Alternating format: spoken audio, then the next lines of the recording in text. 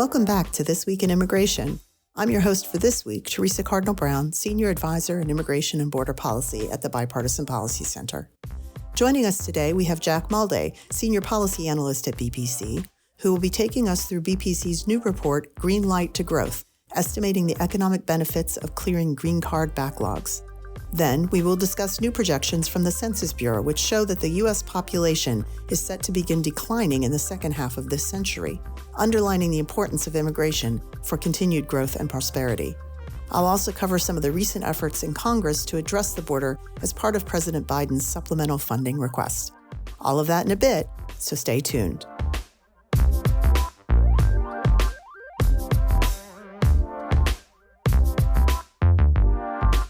Welcome back to This Week in Immigration.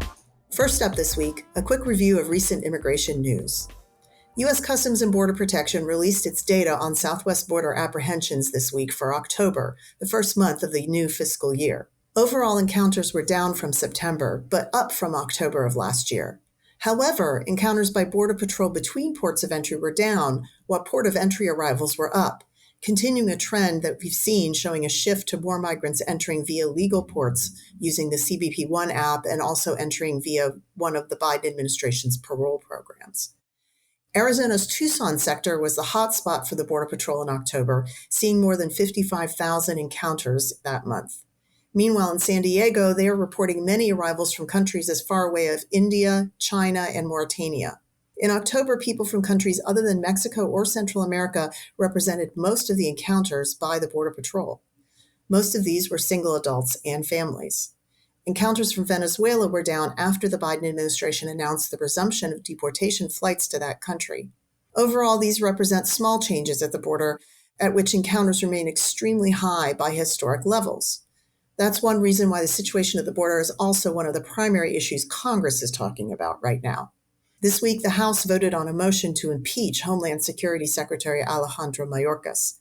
The motion, introduced by Representative Marjorie Taylor Greene, without the usual committee consideration, was defeated on the floor by a vote of 209 to 201, with 8 Republicans voting with all Democrats to refer the motion back to committee. The issue is not dead, however, and we expect the House majority to continue its impeachment inquiries. Meanwhile, in the Senate, a bipartisan group of lawmakers has begun meeting to try to reach agreement on a package of asylum and border reforms to attach to President Biden's request for supplemental funding for Ukraine and Israel. This effort follows release of an outline by Republican senators earlier last week that largely reflected hardline enforcement provisions of the House-passed border bill H.R. 2. Those include raising the standard for initial asylum screenings at the border, reinstituting the Trump-era Remain in Mexico program, and continuing building the wall. Democrats called that proposal a non-starter, but bipartisan discussions have begun, albeit so far with no agreement. It does appear that Congress will pass a continuing resolution this week funding the government until early next year, so these talks on the supplemental are likely to continue through the remainder of this year. That's it for news highlights this week, and when we come back, a look at the economic impacts of green card backlogs.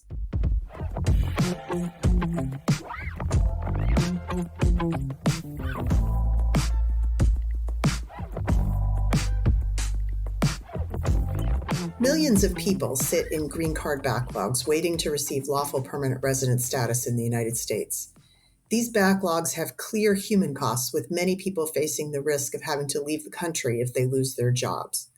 The backlog also has serious consequences for Americans as essential jobs such as nurses and critical technology workers go unfilled. And with family-based immigration, family members can be separated for long periods of time. Importantly, the backlogs also have considerable economic costs to the country.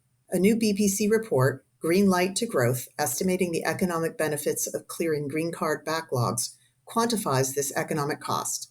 Today, we have the primary author of that report, Jack Malde, to tell us all about the report. Jack is an economist with degrees from the University College London and Cambridge University and works on immigration and workforce issues for BPC. This is his first time on the podcast, so welcome, Jack. It's great to be here. So let's talk a little bit about this report. Can you tell us what the motivation was for doing this research? Yeah, so as you mentioned, Theresa, the human costs of the green card backlogs are pretty well documented. What we wanted to do with this report was to emphasize that there are also considerable economic costs. And we wanted to actually put a number on this using quite a rigorous economic methodology. And the hope is that we can bring attention to this issue and that we can evidence the significant economic prize on offer if we were to deal with this problem, and underline the imperative for Congress and others to act on this issue. So, after doing all that economic analysis, what were the major findings from the report? Firstly, we estimate the size of the backlog. So we find that, so we're looking at both employment and family-based green card backlogs. And we estimate that this comprises of roughly 7.6 million individuals. So that's a lot of people waiting to receive green cards. And when it comes to the economic cost, our central estimate finds that if we were to hypothetically clear this backlog in the next year, that we would see roughly $3.9 trillion of GDP gains over the next 10 years. So that's a significant economic boost. And just to put that number into perspective, bearing in mind that it's over 10 years, that number, 3.9 trillion, is roughly equivalent to the GDP of Germany. So that's a huge economic boost. There's actually two reasons. So in the backlog, we have people both inside the country and people outside of the United States. So one channel is giving green cards to people outside of the country that would allow them to enter the United States as new entrants, and they could bring their skills and knowledge to our economy, making us more productive. But they would also add to our workforce, which is in dire need of new workers. We have growing workforce shortages as our population ages. So that's one key channel, is enabling people to enter the country.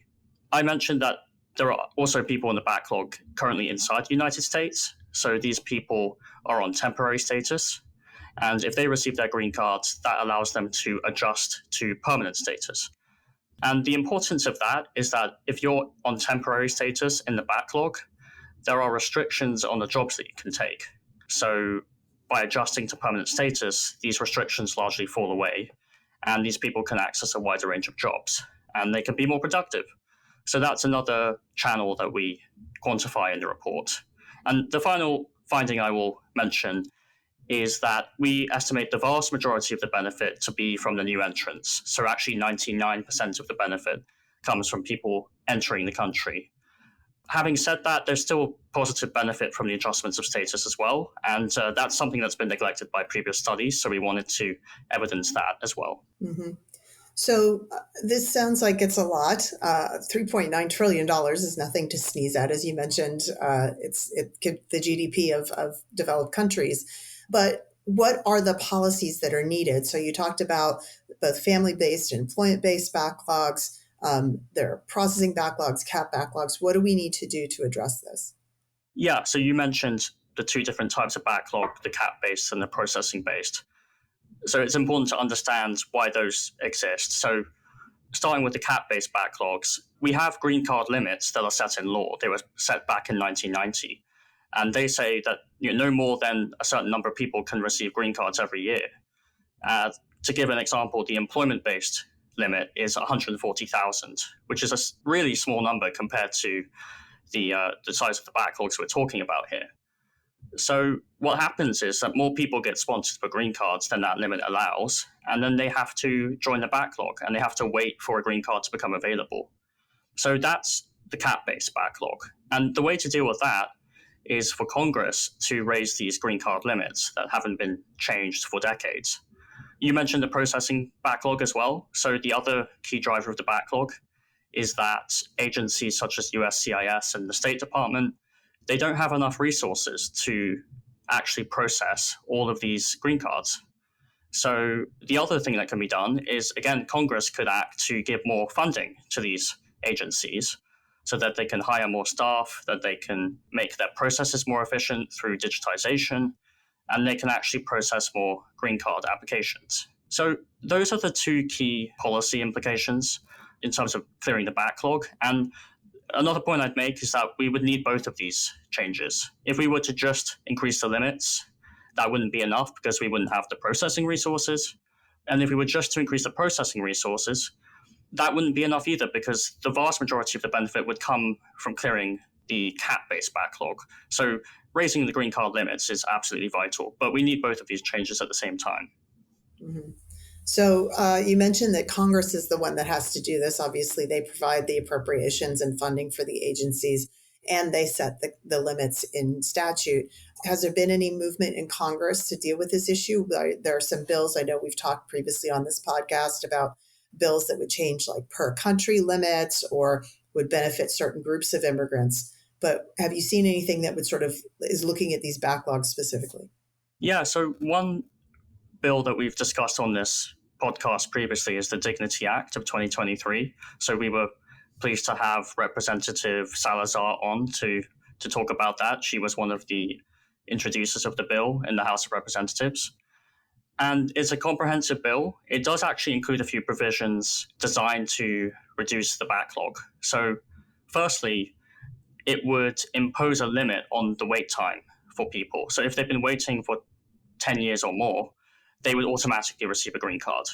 And at the moment, there are loads of people who have to wait far longer than 10 years to receive their green cards. And that's partly because of those country caps. So, countries with large populations, some of them have to wait decades. And the other thing that the Dignity Act does is it actually would exempt derivatives from the employment-based cap. So just to explain what that means. So there's a principal applicant for the green card. That's like the worker being sponsored for the green card. Their derivatives, their spouses and their children are also included in the green card limit. So that 140,000 doesn't just include the primary applicant for the green card, it also includes their spouses and their children. So what the Dignity Act would do is it would actually change this. So it would remove the derivatives, those spouses and children, from the limit. And that would allow more workers to come in on employment-based green cards. So it's great to see these bipartisan efforts on clearing the backlog. And we are seeing more co-sponsors for the Dignity Act every week. So Congress is, there are members of Congress aware of this issue, but we really do want to bring even more attention to it so that we can just raise the profile of the issue and help change. Yeah. And I would just note that this week, Senator Kramer of North Dakota reintroduced the EAGLE Act, which is another bill that would address per country limits and some of these kinds of things. So we talked about the overall economic benefit to the country, but can you tell us, you also looked at geographic distribution, which states would benefit most. Tell us what you found here and what the significance of that is. Yeah, absolutely. So we estimate the geographic distribution of the benefits throughout the United States, and we find that every single state will benefit to some degree from clearing the backlogs. However, we do find that there are certain states that will benefit more than others. These are the states that, unsurprisingly, tend to get the most immigration, so tend to have the largest number of people in the backlog. So the state that would benefit the most is California. It would receive roughly 19% of the total benefit. This is followed by New York with 13%, Florida with 11%, Texas with 10%, and New Jersey with 6%. So these are the 5 states with the largest immigrant populations, as I mentioned. What we discuss in the report as well is that it's possible through policy change to help spread these benefits more widely. So one option that we discuss in the report is state-based visas. State-based visas would give states more autonomy over immigration. It would give them the opportunity to encourage immigrants to come to their state to fulfill their own economic needs. So that's I think would be a really impactful policy change, is giving states more control through state-based visas and helping spread the benefits more widely so that everyone, all parts of the United States, can benefit from immigration. So let's talk about what we couldn't find out from this report. So every time we do economic research, there's always a set of assumptions we make, and it usually leads us to say, oh, if we had more data, we could do more. So what are the things that you think this report leads to sort of the next set of research that could be done? Yeah, so this is I think the report's a great starting point, and there's further research that could be done that would be very helpful. So one assumption we had to make in the report is that different types of immigrant, or we essentially had to assume every immigrant or new entrant to the country is the same in terms of their economic impact. So we had to assume that employment-based immigrants have the same economic impact as family-based immigrants. And even within the employment-based group, we had to assume everyone has the same impact as well. And that's the same as within the family-based group. The reason why we had to make that assumption is because there's a lack of data on the impact that different types of immigrants have on economic growth. So in reality, I'm sure that there is going to be variation. So employment-based immigrants tend to have higher skill levels, more education, and I would imagine that they'd have larger boosts to GDP. But we had to make the assumption that everyone is the same. And so we would love to see more academic research that actually estimates the impact on economic growth that different types of immigrant has. And that could allow our analysis to be a little bit more precise. It wouldn't change the headline conclusion that there's a significant economic benefit to be gained by dealing with this issue, but it would allow us to understand the nature of that benefit a little bit more precisely. Well, thanks for explaining that to us for the podcast. For our listeners, we had an event at the Bipartisan Policy Center when we released this report this past week. We had a panel of guests on to talk about the impact of these backlogs to companies and to individuals, and to talk about the various policy options for fixing them. So you can find the report and that event if you go to bipartisanpolicy.org/immigration. When we come back after the break, we'll be discussing some important population projections that came out this week from the Census Bureau, so don't go anywhere.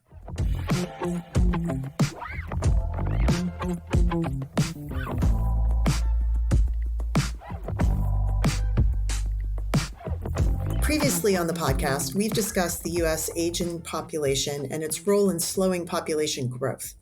Last week, the United States Census Bureau released its latest population projections, finding that the U.S. population is set to begin declining in the second half of this century. Given the importance of population growth for sustained economic growth, these projections are very concerning. So, Jack, we're going to bring you back in to talk a little about Census Bureau projections. What did the Census Bureau say about our population future? Yeah, so the current population of the United States is roughly 336 million. The Census Bureau's projections find that this population is projected to rise to a high of nearly 370 million in 2080.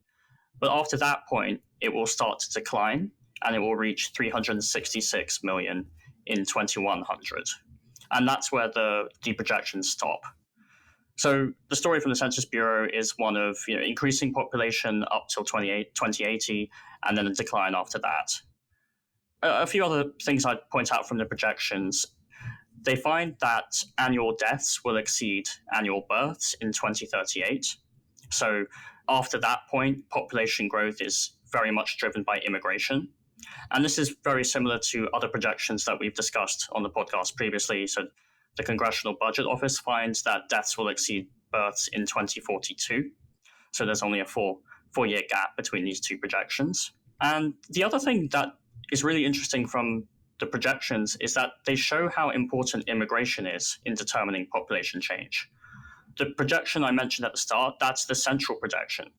But the Census Bureau also has projections for different immigration scenarios. So under a low immigration scenario, we would see an earlier peak in the population and then a larger drop.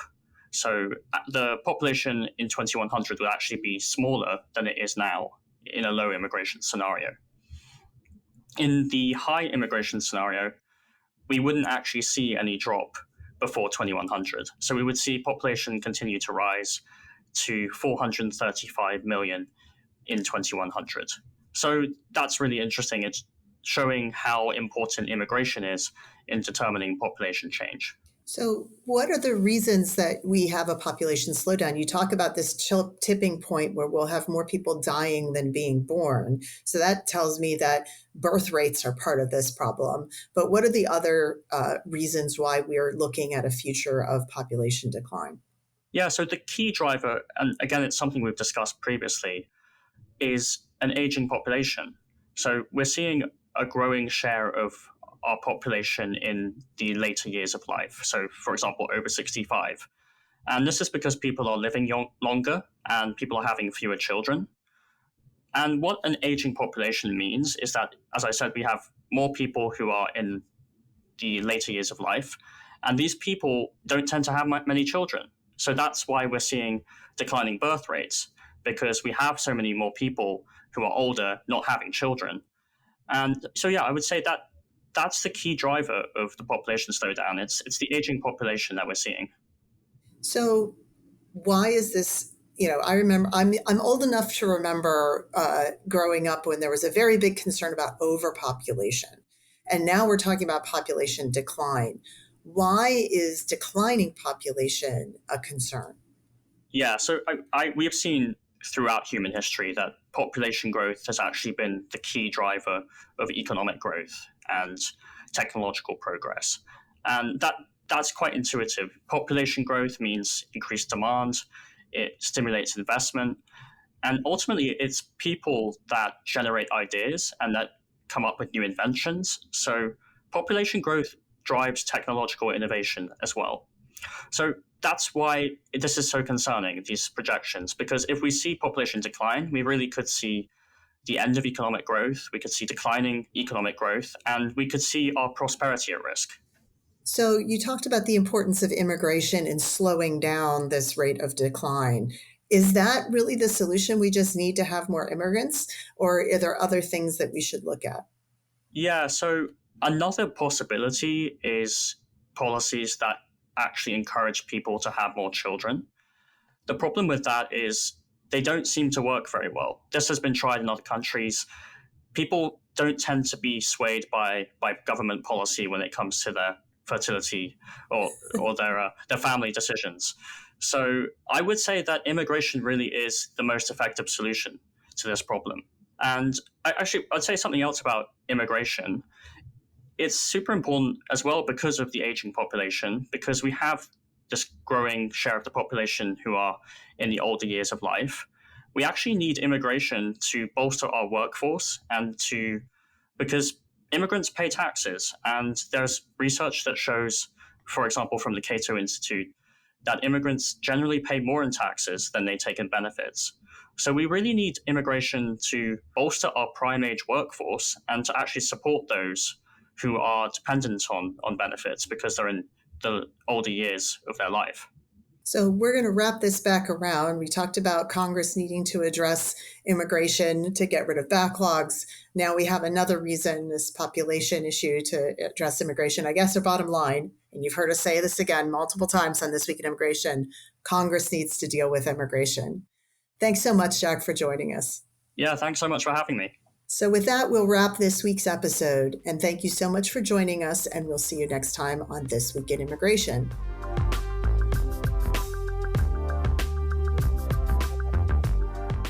One last reminder to subscribe, rate, and review this podcast on Apple Podcasts, Spotify, or your favorite podcast platform, and share it with your friends and colleagues. You can also find more information on all the issues we discuss here on the show at bipartisanpolicy.org/immigration. You can follow the Bipartisan Policy Center on X or Twitter at BPC_bipartisan. You can follow me, Theresa Cardinal Brown, at BPC_T Brown. Send your comments and feedback to us at immigration@bipartisanpolicy.org. I'm Theresa Cardinal Brown. This Week in Immigration was created and executive produced by me, with this episode written by Jack Malde and myself. Joshua Joe is our audio editor. The executive producer of BPC Podcasts is Lucy Manning. Talk to you next time on This Week in Immigration.